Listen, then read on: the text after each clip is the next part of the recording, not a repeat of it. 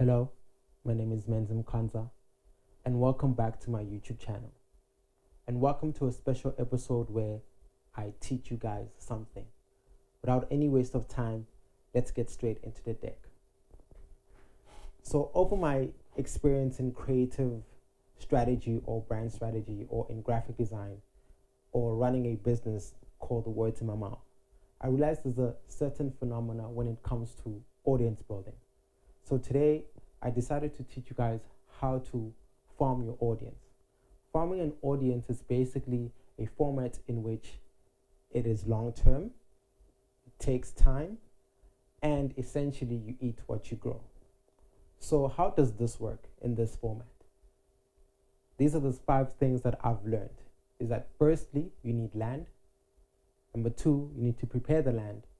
Number 3, there needs to be some sort of growth. Number 4, you need to harvest.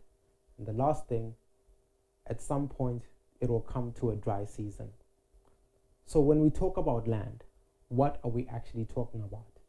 Which is owning a space where a customer will gain easy access to you. So in the context of South Africa, there's a lot of bickering about land, right?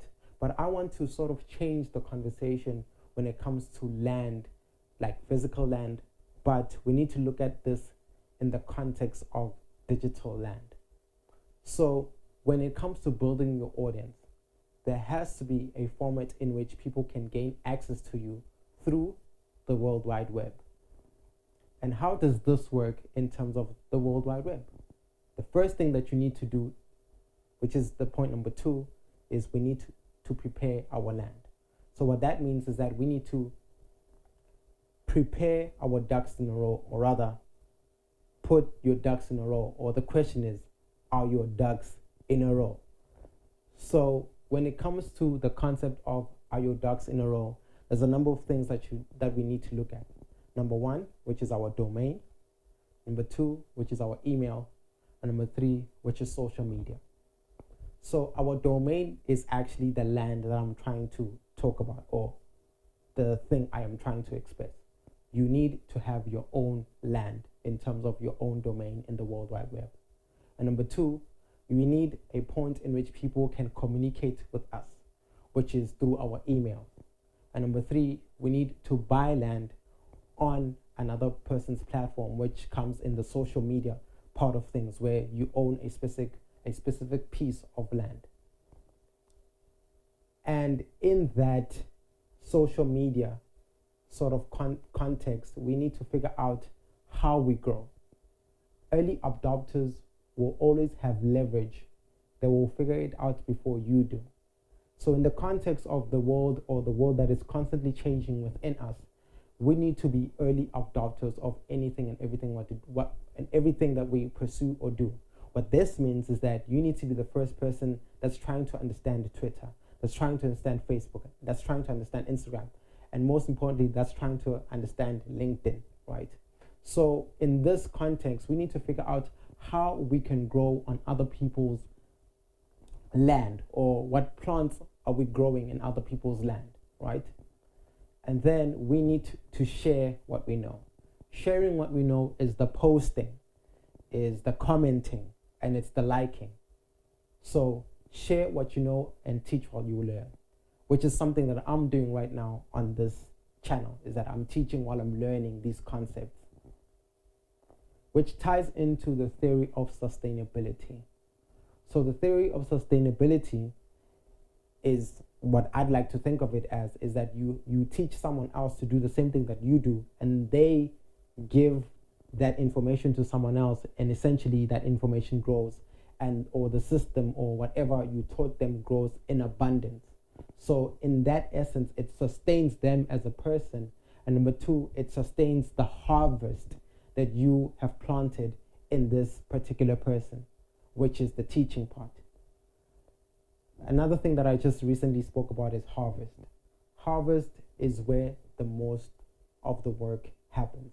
So this is where we have to keep on working on our product and services, because once our product or services grow, or once our audience grows, we need to harvest them. What I mean by harvest them is that we need to diversify our businesses at some point. So if you look at this image right here, we have a strawberry milkshake and some strawberry flavored cereal. So in the context of a strawberry, what we're trying to attract is the markets that are selling strawberries, which is a supermarket. And then in the context of the milkshake, we need to go think about the restaurants or people who are drinking milkshakes in restaurants. And number three, which is the last one, is that we need to consider the people who are consuming cereal every morning. So in this case, we have grown our market in such a sense that at every touch point where people interact, they interact with our product or service. So this is what I mean by farming your audience, where you get to a point where you harvest your audience to a point where they can't get away from your product or service. And the last thing I want to talk about is dry season. Personally, I do not believe that a dry season exists in terms of or in the context of farming your audience, solely because of brand building, which is something that Marty Neumeier talks about in his book, Brand Flip.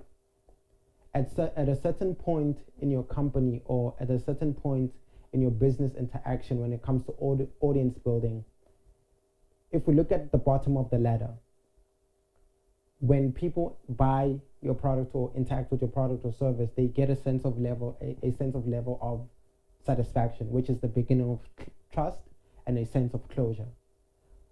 One step above that is delight, which is a peak of experience and the increase in trust. One step above that, which is engagement, which encourages customer loyalty and emotional attachment to your product or service. And then the last phase is personal support and emotional growth, which is empowerment. If your product or service can empower someone, they will have no choice but to give back to you, irregardless of what situation they're in. So with that being said, this is something that I am passionate about growing and teaching. And in this context, I want to find out, what did you learn? What are your takeaways?